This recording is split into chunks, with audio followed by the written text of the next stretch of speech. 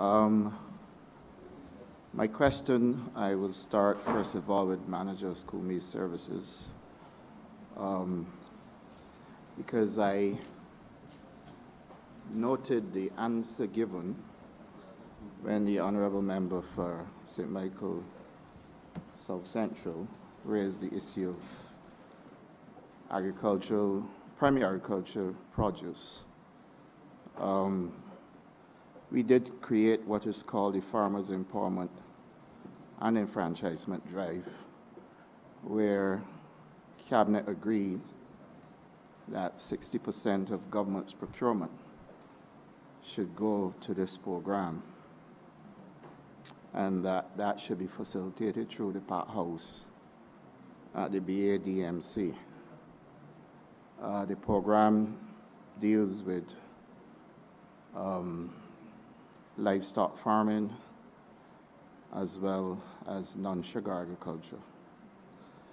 The BADMC would have reached out to the School Meals Department to be able to respond to a request for bids to go in for the School Meals Department.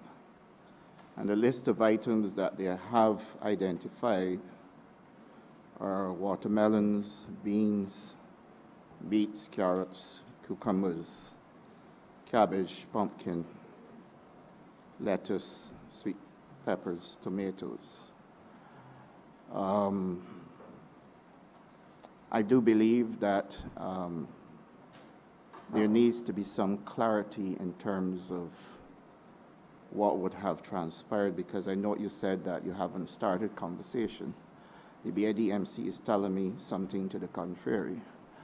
And so otherwise, I would not relish in trying to make it look as though there is conflicting information. I would want to make sure that the communication is improved. And so therefore, I would want to ask you, how are you procuring right now these things for the School Meals Department? Currently, BADMC, they were awarded a tender. This would have been done through government procurement. They would have submitted their information and they were awarded the tender to supply us with certain vegetables and other products, including the beef and breadfruit burger that they produce. So we are getting those things from them. Like I said, that is through the tender process. However, in referencing the dialogue between us and the Ministry of Agriculture, we would have been approached by BADMC. They would have been advised as to how to go about the tender process and such like. However, there was no real formal meeting or discussion between the School Meals Department and the Ministry of Agriculture or the BADMC. That would have been all done through a tender process. So they're supplying us right now through tender. They have made us aware of their other products and such. We've actually started using one product, which is the sweet potato cake mix. So we're aware of their products and stuff, but what we're getting from them now is what we're getting through the tender that they were awarded. I'm drilling down to a further point because I am aware that you're only using 2 of their products. I'm aware that you're only using 2 of the long list that I just called out. You are, in fact, using the Carametas product, which is the sweet potato with the breadfruit burger or sausage, but those are processed things. I'm talking about primary agriculture, right? Like which are, and I have the document in front of me, which I can make a document of the House if you so desire, Madam Chair. What I'm saying is that I would rather if the conversation takes place, because I know the correspondence went off to the ministry, and I'm not here to seek to justify anything, but just to make sure that what can be done to make sure that the farmers in Spring Hall, for example, the farmers in Spring Hall, for example,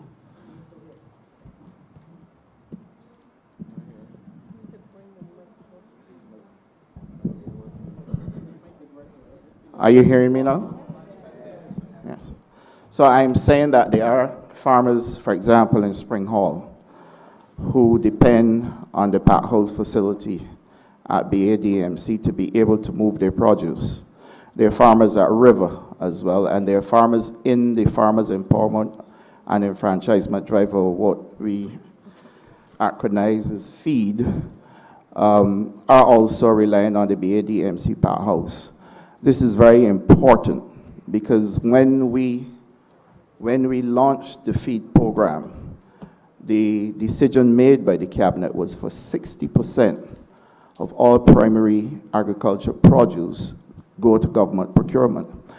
And this may not necessarily be your decision, but it is something that you must be aware of, because correspondence also went to the ministry from the BADMC to clarify this point. If you're not aware of it, it would therefore mean that I will have to then ask the BADMC to have the correspondence resent, and then let us sit down and discuss it, because it is too important for those farmers who are involved in this project, for them not to be getting the benefit of supplying to the school meals. The other thing is because of our involvement with the Food and Agriculture Organization of the United Nations, where we are doing the parliamentary fronts against hunger. It speaks to how children are being fed under any school feeding program. And the committee for that at the ministry is currently constituted, and will be reaching out to the ministry so that we can all be on the same page. But I would strongly recommend that we have some kind of review of what was sent to the ministry, so that the school meals department can be aware that these items are actually consistently supplied in Barbados, consistently, to the extent that they have to go to street vending and all types of different vending to get rid of the produce. I think the department is aware, but like I said, we have the two things that I mentioned, those were outside of the actual agricultural produce. We're getting sweet potatoes. They're our only supplier of sweet potatoes right now. They're supplying us with a few other things. I don't have the list committed to memory, but there are at least 5 other things that BADMC is currently supplying us with. But like I said, it is awarded through tender. So unless there's some way around that, as it is right now, they would have to submit the tender documents, and then it's a matter of, are you selected to supply these products? Now that you have mentioned it, I will take it up. Minister, you and I can deal with this. This is not something that we can resolve now. But I'm just making you aware of the decision that was taken. The other thing, and Minister, this is to you directly. The 4 rows are the Renner-Weeks Primary School. Renner-Weeks Primary School had some changes, and in those changes, the bathrooms, many of the bathrooms that the children use are located a distance from some of the blocks, and there is no cover or any roof for them to get to the bathroom when it's raining. This is a problem that the head teacher raised. He said he had raised it on more than one occasion. And so therefore, given that the Renner-Weeks Primary School is in the heart of St. Philip South, it would be remiss of me if I didn't use this occasion to let the head teacher know that I have done my parochial duty in asking that it be looked into.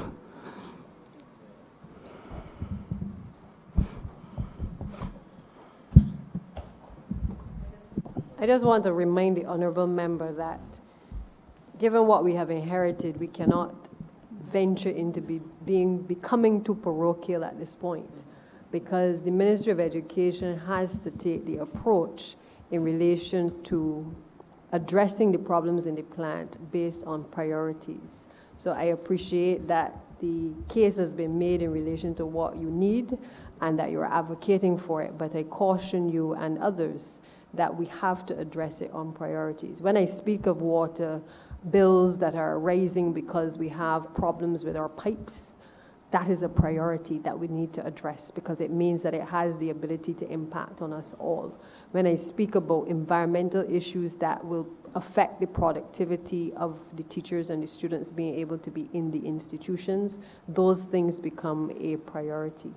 And so I just want to, I welcome and I know how we have been accustomed to making the case for individual constituencies, and any issues that you alert us to, the members in the ministry know to note them and to give due consideration to them.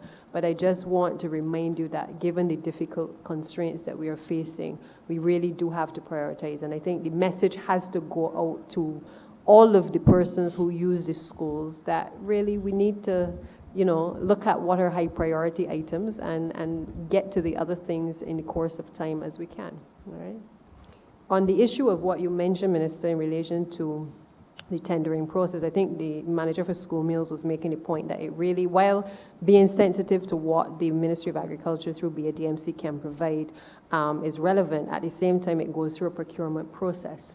I think the view is often that the Ministry of Education makes the decision in relation to who is awarded the contract and then what types of items are supplied, but that is not the truth.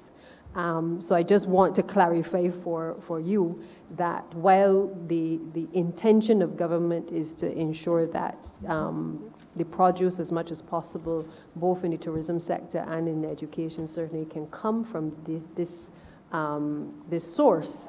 At the same time, I don't think the manager of school meals can do more at this point than note it. And I think the relevant authorities will have to take it up. Yourself will have to take it up, obviously, at the level of procurement committee, as well as through the permanent secretary in the Ministry of Education to settle that issue. All right? Thank you. Honourable Member for St. John. Thank you, Madam Chair. My question for the Minister is related to the St. John's Primary School. This is a plant that is over 100 years old. And if not every year, every term, persons are being transferred from the school. My question is, what are the plans for St. John's Primary School? In addition to that, I'm not sure if the ministry is responsible for the traffic wardens, but at that particular location, it's a serious situation in not having somebody at the location to man traffic for those youngsters who are crossing the road. But the primary concern from the teachers, students, and parents, and myself is what are the plans for the plant at St. John's Primary. I'm aware that as a government we are strapped for funds, but I seriously believe that it is time for a new plant at that particular location.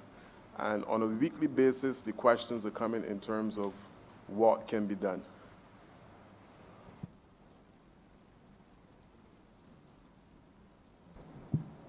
I'm going to hand over to Mr. Miller, the director of ETMU, acting shortly, but I want to just draw to your attention, member, that last year, I think when we were doing our tours of the schools during the summer for the domestic summer program, we paid a visit to St. John Primary, and I was very concerned about the conditions there at the time.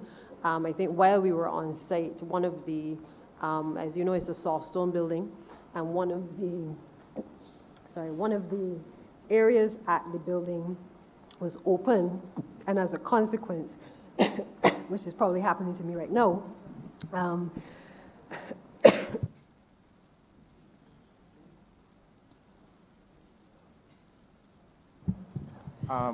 Francisco Miller, Acting Director, ETMU. Essentially, what the minister was referring to is that last year, when we toured the school, there was an environmental issue there in which mold was present. Okay, there was mold present at the school. Essentially, the school is part soft stone and block work. And essentially, what happened is that there was a roof leak, and the moisture was just getting into the walls of the school. So essentially, they had some closed up cupboards, and we had to take them out. We had some more remediation. We cleaned the school and stuff like that. But the problem remained because the roof was not fixed. We have subsequently fixed the roof, and essentially we carried out industrial cleaning of the school. But as the member of parliament is aware that there were some excavation being done by the Barbados Water Authority, and he said the school was again impacted by that. And again, we carried out some cleaning and stuff like that. So essentially, the work at the school is ongoing. We are trying to implement a preventative maintenance program to deal with these issues, because we know that we will have to continue to spend on these soft stone buildings in order to minimize the discomfort and the impacts of persons who would have had compromised respiratory systems. So this is an ongoing thing. We can't build a new plant right now, but we are going to try to make it as comfortable as possible going forward. Just a follow-up question in relation to the traffic warden. Who would make representation to have that particular individual in place to protect the lives of these youngsters? We will write the Ministry of Public Works and request a traffic warden for the area. Okay. Thank you. With that being said, I am responsible for 5 primary schools in my area. All of them are my favorites, but I have to bring up the St. Mark's School because right now they're existing with 150 odd students. Some would have come from the now defunct Society Primary School, and they're existing on the same size plant. They have now removed the platform where children could express their creativity to replace it with classrooms. The space they have to play is about a quarter, if so much, of this building. Are there any plans for that? I've requested from other ministries, sidewalks, for instance, to get them safely to the playing field, to avoid pit bulls. I know St. Catherine's, they have right now, with the school meals, they have one server to provide meals for 140 odd students without hot water. So one can only imagine the days with greasy foods. Are there any plans to fill some of those positions? I would have written the ministry on it before. In terms of the hot water, it is not ideal, and essentially we will rectify that issue ASAP. Thank you so much. Honorable Member for St. Thomas. You're welcome.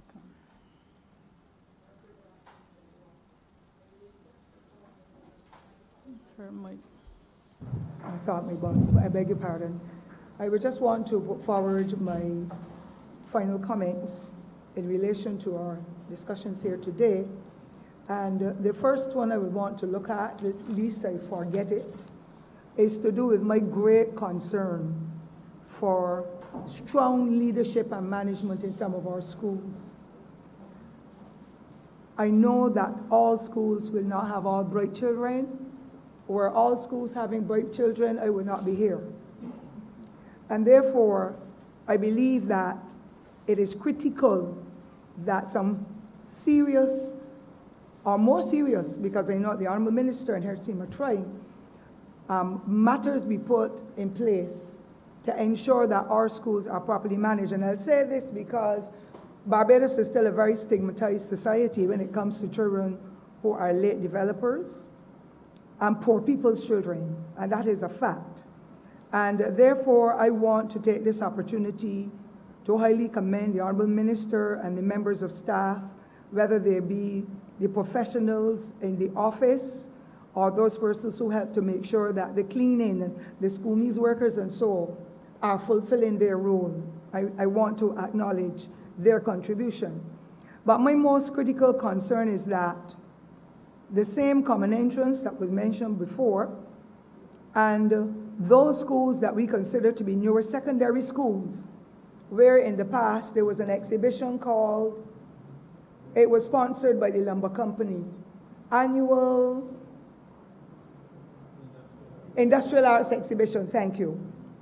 And there was no year that any of the secondary schools in Barbados of the older grammar school vintage ever came close to those 6 or 7 schools that we see continuously at the bottom when it comes to recognition by people who don't understand the challenges that late developers may have, or children who are at risk in whatever way. And I believe it's about time we change the mindset, and I highly commend the minister for making that bold step. And the People's Assembly is another forum through which dialogue can take place within communities, because that gives people a voice to be able to say what they want and how they will want it. And we stigmatize these secondary schools. And ma'am, if you would allow me to big up, according to the young people, a school called St. George Secondary that was pushed down in the gutter in the 1990s early as a result of something somebody called an expose. And I am proud to say today, having visited there a month ago, it is one of the safest, most productive schools environments I've been in a long time. Don't care what level it is at the 22 or 23 secondary schools we have. And it only goes to show that the management and the leadership in our schools can make the difference. You do not see the children misbehaving on the street, according to what I witnessed, and I'm a girl all over the place. You do not see, ma'am, the noise level is so low. And I spent up until 4 o'clock at that school from the morning, about 9:30. And it was not a putting on, because all in the hall, all in the environs, children were busy. You know what? Because that thing called schools of excellence will bring us back to that level where St. George, Princess Margaret, St. Leonard's Boys, Grantley Adams, St. Lucie Secondary, Ellerslie Secondary. I can't remember if the Garrison was one. I may have left out one because I'm getting younger now. But the point I'm making is those schools excelled in the performing arts, the visual arts, and so on. And something has happened over the years that has caused those schools to be pushed to the background. And therefore, I want to indicate my joy and my pride knowing all of those children did not go into those newer secondary schools with any 30 or 40%. Some have gone in with 60 and 75%. And those children are now falling through the cracks. Yes, it still takes a whole village to raise the children. And parents must take their responsibilities, and guardians like myself. But when it comes to what is happening in the culture that is impacting on them within the communities, and there's no proper supervision, no give back, no mentoring, no hand-holding, it is really having a deleterious impact on our youth and leading some of them down the path of wrongdoing. And so I want to say we need to focus as a country that's developing to focus on schools of excellence. Barbadians who lived abroad, all in the 60s, 70s, and 80s, sent back their children to Barbados for an education. That has no slackened up, because we have dipped when it comes to what is happening on our plants and sometimes what is being offered. And so I want to, if you will allow me, ma'am, to call the name of a child at St. George who is not a bright boy. You can tell, but he's a part of the cadets, the discipline. The honorable member for the city would agree with me. The discipline, and then, because he's not academically sound, according to how I'm picking it up, his hands and this necklace, this set, Madam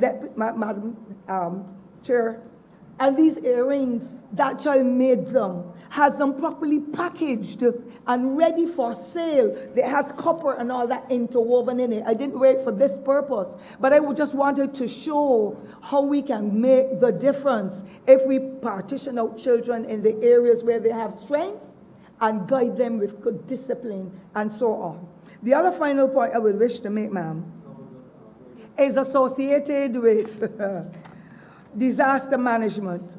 And I am not happy at all with what I'm seeing at most of our schools. But when I reflect, I think that the Honorable Minister and her team have done an excellent job, because we, in that last decade too, would have seen schools fall apart because there were not schools situated in constituencies that the members of parliament in the last administration had.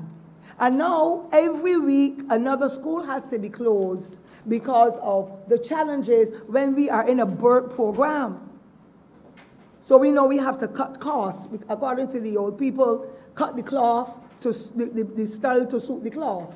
And so I want to find out from these distinguished members here, ma'am, how many schools have got water tanks or need to have water tanks installed? Because water outages destroy a lot of the quality time in schools, businesses, homes, but particularly in schools when parents have 3-year-olds, 5-year-olds, 8-year-olds, and they leave them, and by 9 o'clock you hear go back home because there's no water. So I want to know where this ministry is at in relation to it. I have one category, one school in the parish where I happen to live, and that school has got shutters that were installed before, but the doors and the windows are in a bad shape. And I want to know what plans the ministry has in helping us, because if you're talking over 12,000 people in that constituency eligible to vote, not mentioning young people, and there is any serious disaster because of the climatic changes, where will my people go if that happens when the doors are as flimsy as if the wind blows, they blow out, and they're open back doors? I want to know what plans are there for the Lester Vaughan School to be able to get some of the funding, some of the works that these distinguished men and ladies are doing to be able to carry this project forward when we know you cannot predict the weather. We're only human beings. I would like to know how the ministry is coping with it. And as we talk about this year is Vision 2020, we're gathering, and we are calling it Give Back to Take Back, because we have to take back our society. And I know that there are a lot of people in communities who do not want funds, they do not want recognition, but they want to serve. They want to give back for free, to mentor, to guide, to protect, to help our youth. And it is no comfort when we see the young people around us having to be arrested for shoplifting, for shooting, and getting involved in violent acts because of the lawlessness that is permeating our villages and our communities. There are people out there who want to help, and I'm encouraging the ministry, as all other communities, ministries and other institutions are, to help us to continue to work assiduously in setting up programs by opening up our schools that cost millions of dollars in the evening. We still have strong community people who will say, give me the key. I will hold responsibility when I go in, and I will give it back to the neighbor or whoever. But we have some McGuffies who say, not in my school. So the community is left away. Our communities help to build the schools because we worked in them. I never had any school meals as a child. I never had any of these things that people are having, but we used to turn our uniforms on the wrong side and scrub our desks. There were no janitors. We cleaned the school's environs. We did everything. And I'm saying I don't want any retrograde steps. I just want for us to embrace, get the intergenerational links going that our children can enjoy, building good character, looking at a good values education system, learn how to make sacrifices. Honourable member, not be yes, allow ma'am. them to answer. I thank you, ma'am. If I had had the chance this morning, I would have not put the 3 in 1. But I want to thank you, and I just want to hear how the ministry is planning, because there are people in the communities around me who want to help, but they just want to be given that opportunity to access the facilities to be able to do it. When children go to school for 6 hours, another 18 hours of the day, they have loose time that they can do quality things. I want to thank you, ma'am. To answer your question on the number of water tanks, we would have installed 89 water tanks. At your school at Lester Vaughan, we would have placed 2 portable water tanks. We would have, Lester Vaughan is one of the first Category 1 hurricane shelters. Initially, the Prime Minister, pardon? Yes. One of the issues at Lester Vaughan was the fact that when we did the initial assessment, the office that the shelter warden has, no provision was made for the fabric shutter at that. And that was drawn to our attention by the chairman. And we are actively pursuing that. We will have that rectified. In terms of the roll shutters, we would have installed the roll shutters. The doors, on the other hand, was the responsibility of the school to rectify that. So in terms of the windows and stuff like that, the program covered that in terms of the fabric shutters. Lester Vaughan also, in terms of the generators, Lester Vaughan would have received a generator as well as fire extinguishers in terms for the shelter area. They were not under the bathroom program for the disaster preparedness, but that also was taken care of under the initiative, the bathroom upgrade initiative by the Prime Minister, in which each school received $95,000, and that would take care of the bathroom upgrade that you would be looking forward to. In terms of the other infrastructural issues, now the school would have sorted that out in terms of the environmental issues that was impacting them in terms of their IT room and their music room. The school would have taken the initiative to rectify that by the installation of AC units in both the music room as well as the IT room. Anything? I covered everything? Okay. You're welcome. So if I can touch on the other, essentially, we would have identified 21 shelters, Category 1 shelters. 21 in the initial outlay. Subsequently, we have expanded that to about 38, but funding has been provided for 21, in which we would have placed fabric as well as roll shutters at the 21 of them, as well as we have the provision for generators at each one of them. In addition, we would have upgraded some bathrooms at some primary schools, and those were predominantly Category 2 shelters, but there were some Category 1 in there, and there were about 12 of them, and I can list them here for you, in which they have been completed.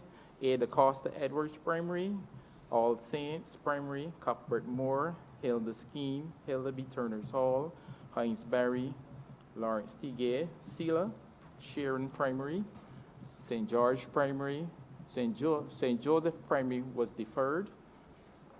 That was because they were, it had started late and we didn't want to disrupt school that much. We have completed Westbury Primary and West Terrace. To date, we have installed 10 generators, and those were installed at Cuthbert Moore, Commermere, Cojean-Parry, Gordon Greenwich, Queens College, what's another one? Lester Vaughan. The last one is supposed to be Christchurch Foundation, and by the end of this month, those will be completed. We would have, yes, exactly. Originally, we would have sought to do it by procuring it from two suppliers. Unfortunately, the timelines for the delivery and installation would have put us well into the hurricane season. So we have prepared a paper, and we are seeking to procure the other 10 by single source. So as soon as Cabinet gives us the go-ahead, we will have those in by June 1st. Honorable Leader of the Opposition.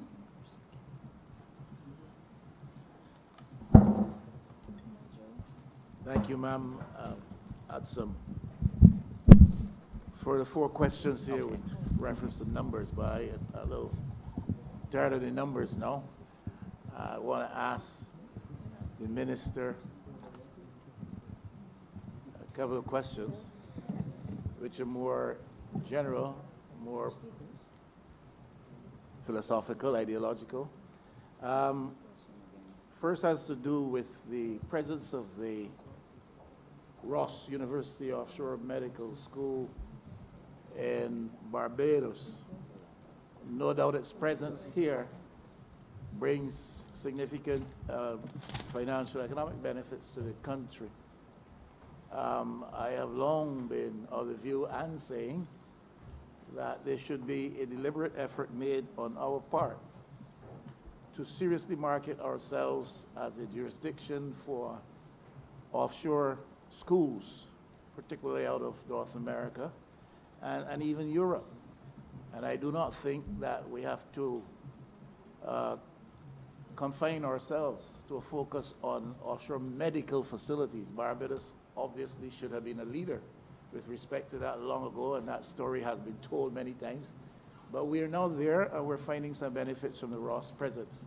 But I wonder if there's a deliberate and calculated effort made to promote the country as a jurisdiction with some attractiveness and appeal for offshore facilities, institutional, academic, and other training facilities in areas such as perhaps forensics, issues and subject matter around technology and innovation, development of software, and there are lots of other areas that are very popular in North America today. Barbados has certainly the infrastructural facilities, certainly the educational base, and other attractive factors that can make us a first or early choice in institutions that may be looking for some place to domicile themselves outside of their normal jurisdiction. I wonder if there's any deliberate calculated thought given to that, and any work with the Ministry of Tourism perhaps to promote us in that regard. That's one question.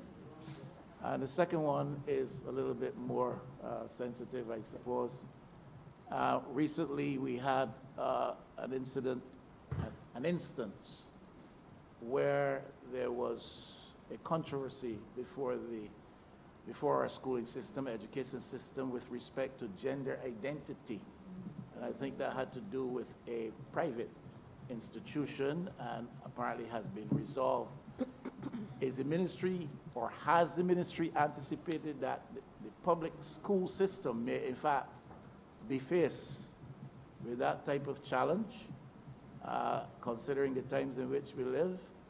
And if so, what is the likely response or position from the ministry on a matter like that? I like to deal in these realities. You see them coming down the road, and I wonder if the ministry is anticipating a challenge in a similar context as the one that existed last year or year before, and what is the likely position? Thank you, Honourable Member. In relation to your first comments regarding Ross University and the ministry's position with respect to an aggressive program for attracting offshore medical schools, whether in relation to medicine or veterinary or dental, or any other area for that matter, I want to start by saying to you that Barbados, first of all, and this administration had to focus primarily on letting the world know that Barbados was open for business. We had been suffering tremendously from, obviously, the decline in our credit ratings. We had obviously been in a difficult financial position, and obviously for any investor, the market has to be suitable for people to want to come and invest. So yes, we have a high level of education. Yes, we are a very service-oriented economy, but in the same token, people are only going to invest in an economy where they believe that they are going to be able to get their money out when they put their money in. That said, I know that there have been some who've been critical about the Honourable Prime Minister's travel, but I think we have already seen the benefits of her being able to travel and to be able to speak with one voice for this nation and certainly for the region in the global community. And I think that that has started to open up the interest and certainly a lot of doors across the global corridors in relation to investment in Barbados. And I know that there is interest out there, not just from the offshore medical schools, but a number of other schools in various disciplines who are interested in investing. As you would appreciate, there is still a process. Many of these institutions that are seeking to invest often want to either find real estate to purchase or they're looking for real estate to invest in. And the ministry has already a procedure in place for persons who are interested.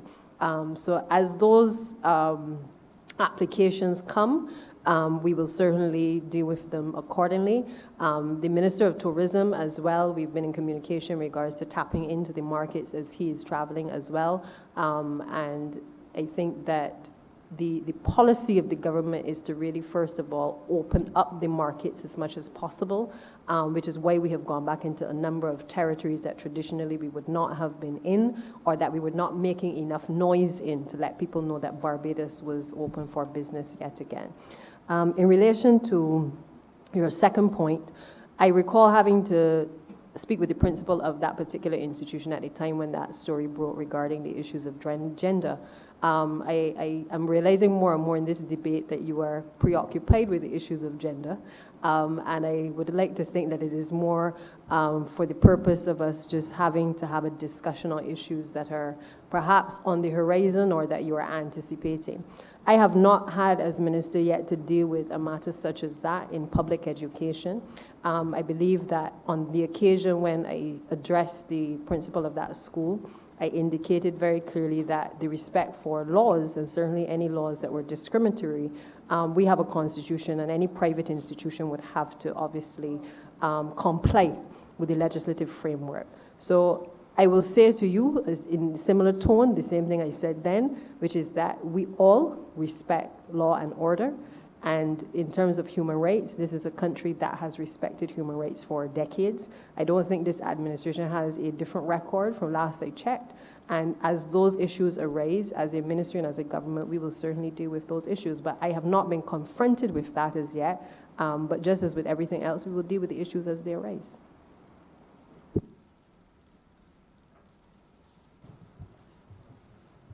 Now, Madam Chair, that was marvelously political as a response. And it was well said, but in fact conveyed to me nothing that I had not known before. I assumed that you had not yet been confronted with such an issue with respect to the public schools, and you reconfirmed or reaffirmed that. And I know Barbados has due regard and deference for the laws of the country and for human and civil rights. But I don't know that it has brought me to an understanding of if an instance like that were to arise tomorrow and the challenge be made on the Parkinson School, that the ministry is anticipating or has anticipated that and is likely to make a response in a certain direction. I was hoping to get a little bit more than I got. That is regrettable that you expected more than you got, but that sometimes happens. Even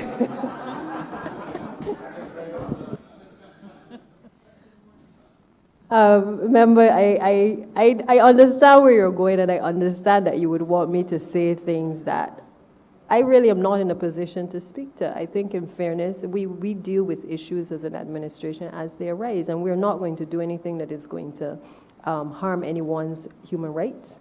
But at the same time, we have not been confronted with that issue within the public school system. I mean, we've been confronted with issues of homeschooling, and we have dealt with it as an administration, where we've had issues of even making allowances for persons in the school system who may need extra time. We've dealt with it as the issues have arisen. So it is not to say that this is an administration that is not responsive when there are issues confronting the society.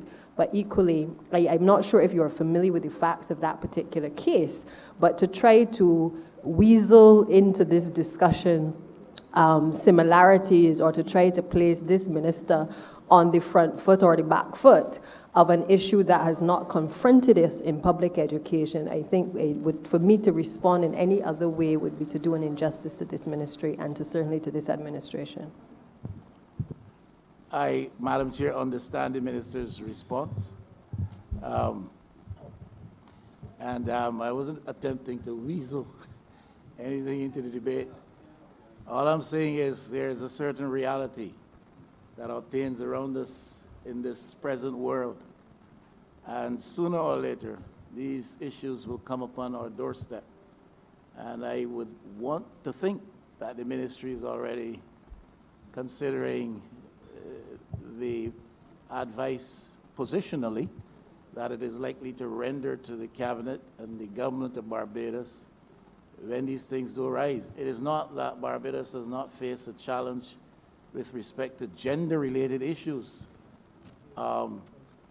Right now, we're facing that position, and we have been put on notice that there are those who would want to push a certain agenda. And out of that agenda, things like this will emanate. And I just think that the ministry needs to ready itself with a position on these issues.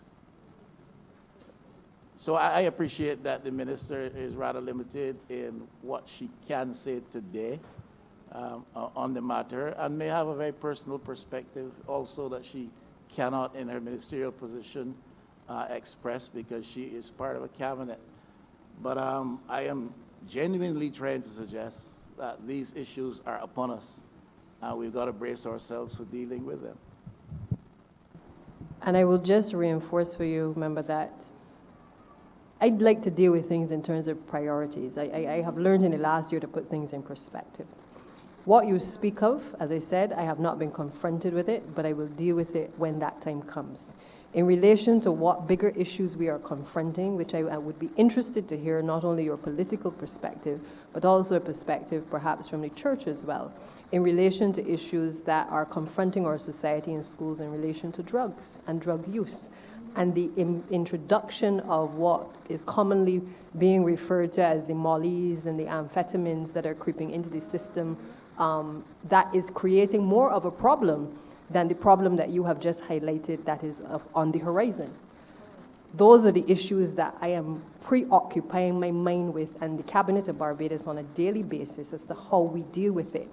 So not to trivialize the issue that you have raised, but I like to put things in perspective. And I think that that is something that should concern all of us. The fact that young people are using and consuming drugs at a younger age, that there are some drugs that have crept into our society in terms of the synthetic drugs, which are presenting some problems in terms of being identified at the ports of entry in a timely manner, that in terms of sensitization, that when I look at what certainly I as a young person grew up with police coming into the schools and showcasing, in a sense, the types of drugs that were on the market and providing that type of information that was necessary for children to make wise decisions, that type of investment was eroded by the last administration to the point where those types of surveys and the data that was necessary for government and certainly the Ministry of Education to act and the police has been eroded. So I am more preoccupied with those bigger issues that are right on our doorstep presently in public education and that we are grappling with as a society than right now dealing with the issues of which you have raised. Like I said, not to trivialize, but I have learned to put things in perspective.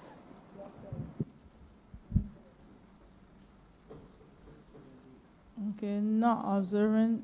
Anybody else needs to ask a question? I will allow the honorable member, the honorable minister, to give her wrap-up in 10 minutes. You may give your wrap-up. No other questions. Thank you, Madam Chair. At the outset, when I was asked to lead off this debate this morning, I reflected on certainly last year's estimates debate when I started off with a much different tone, thanking everyone for holding my hand through the previous year and still being able to keep in contact with my ministry and my staff to be able to carry out the work of the Ministry of Education. And I was very glad that today it wasn't a case of thanking at the level of which I thanked before, but really to say thank you this morning for the Ministry of Education staff being able to share in the vision that I have articulated thus far in relation to where this Ministry of Education needs to go to reform the educational landscape for this country. And I really want to thank the team and applaud the team for being able to help us to prepare to delve into various aspects of education and educational reform in today's debate. I want to thank all honorable members who have contributed, including the leader of the opposition, whose comments and his positions on matters I do value as well, because it gives a different perspective sometimes from our own perspective as an administration.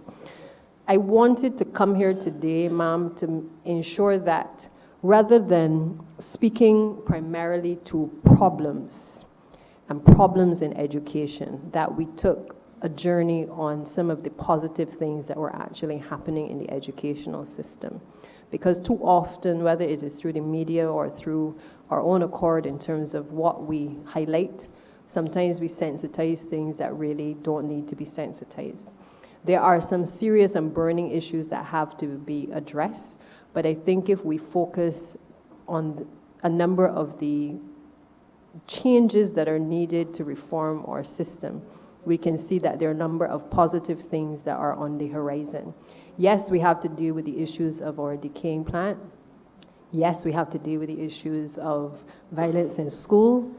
And I believe that in the course of this presentation, we've been able to highlight in particular those two areas which seek to erode particularly the waves that we are making in education.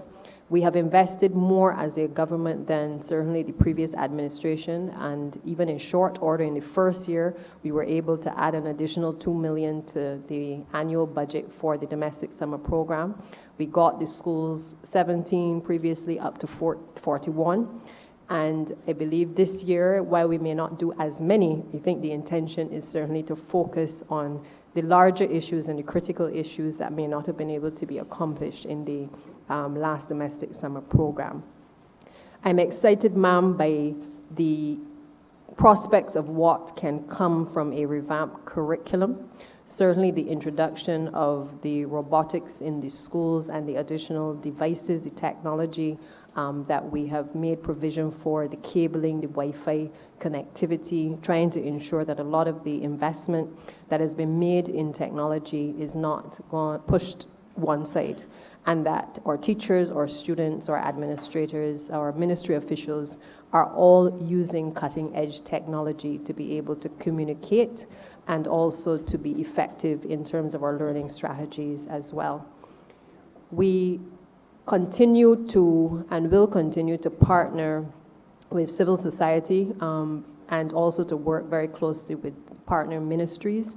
I often said in opposition that I felt that the last administration did not do enough to partner with agencies. I am one that believes that Ministry of Education touches on almost every ministry, but in particular the social welfare ministries.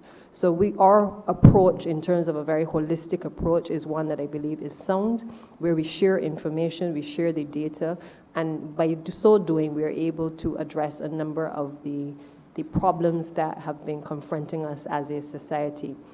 If we fail to invest in education, my view is that we're going to pay for it in some other form or fashion. One of the things that I would hope that we have learned from the tragedies, certainly over the last year in particular, is that we are all in this together, whether it is ministry officials, principals, teachers, unions, students, parents. Whatever is happening in our schools that is negative is a reflection on us as an entire society. And therefore, it is everyone's problem. But it is also everyone's opportunity to find a way to be able to assist the system. I'm grateful to a number of our stakeholders. We've had some really good stakeholders since I've come to office. UNICEF, the Maria Holder Trust Foundation. There's one recently that has even offered to assist us through the Fluency Center to be able to test students for dyslexia. These are all non-governmental organizations, ma'am, that have reached out and I believe have recognized that the Ministry of Education, the government of Barbados cannot do it alone. whether they have built out schools, whether they have provided assessments for testing, whether they have just basically held out a helping hand to be able to say, we understand what you're going through and we're willing to help. I am extremely grateful for that assistance. Our corporate entities as well have answered the call made early on in my tenure, certainly, to tap into resources and that exist within their entities to give back to communities. And while these estimates may not go as far as any of us would like to address all of the problems in education, I am actually satisfied that with the partnerships that we have made in the last year, whether it's been with Harris Paints or Sky Mall, or visual artists who offered to assist us to be able to paint murals and to come on board, or just the ordinary Barbadian parent who wanted to be able to assist us at the schools when we were confronted with problems. I say to you that all is not lost, ma'am, in relation to education. There continue to be a number of positives that I think that we can continue to champion and that we can certainly continue to build on. With respect to bringing technology and vocational training under the Ministry of Education, I think that we have been able to strengthen what existed previously in our secondary schools, and I think that the platform has been laid now for us to continue to map for students the pathways to success in the technical and vocational area. It is my hope that someday we will have more scholarships in relation to exhibitions and scholarships at the national level that are in the technical and vocational areas, because I think that will also signal to the country and certainly to the world how serious we are. We've made inroads in relation to the scholarships, but I think the next signal would be our exhibition winners and stuff being able to have a stream through which they can also benefit from being engaged in the skills and the vocational areas as well. So, ma'am, I am pleased to have presented these estimates and to have not only imparted my own knowledge, but also had the opportunity from my staff to impart their own knowledge as well, and also to be able to field the questions that have come from members here today in relation to education. The perspective that has been given in relation to the reforms that are due to come in, on the common entrance are also welcome. And as I've said before, I will restate again that we welcome the conversation with the country, because that is really what it is. We have always said that we will consult. We've done it in every single thing that we have done thus far on coming to office, and I anticipate that the conversation on the reform of education, and particularly the common entrance exam, will be no different. We will speak with all of our stakeholders, give them ample opportunity to contribute to the discussion. It is our hope that this would be the last year, but as I have stated, we start the discussion, and that is what the Honorable Prime Minister has said to the country on several occasions, that I will return to start the discussion and the conversation with the country. So we start that conversation in March, ma'am. It is intended that the committee will be able to establish a number of meeting points for persons to be able to contribute to the discussions. We will also be setting up an email address where persons locally and outside can basically weigh in on the discussion as well. But we will try to circulate to the widest possible medium so that persons feel that they can be engaged in the entire process. I therefore want to thank all of you for the contributions. I look forward to further participation in the estimates debate. And with those few words, ma'am, I beg to move that Head 87 do now stand part.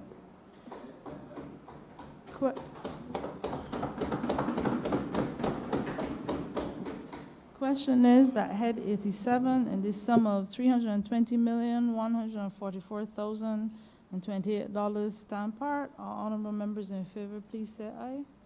All honorable members against, please say nay. Methinks the ayes have it. That's you.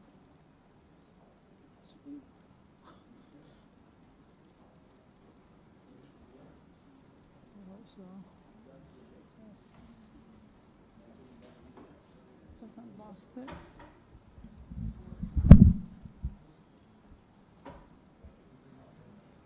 Can't move the bell. co-as government. Yeah. Can't leave it though.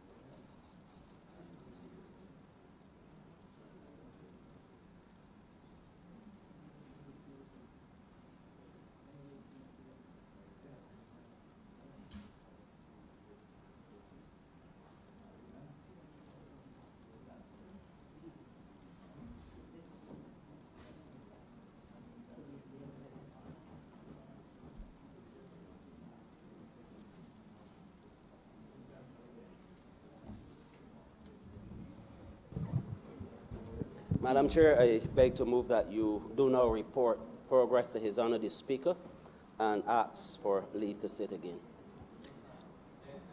Question is, I do now report to the Honorable Speaker the passing of one bill in committee. All honorable members in favor, please say aye. All honorable members against, please say nay. Methinks the ayes have it.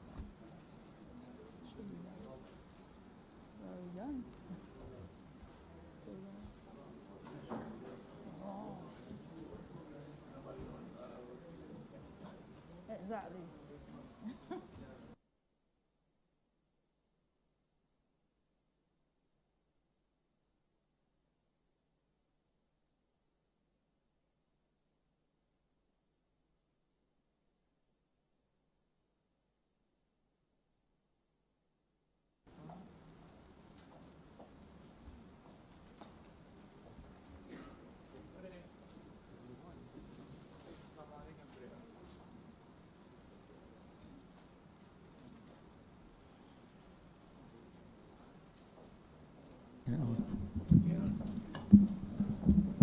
The chairman has reported progress and requests leave to sit again. Honourable Member State of Bridgetown. Mr. Speaker, I beg to move that the sitting be suspended until 10 a.m. tomorrow in the forenoon.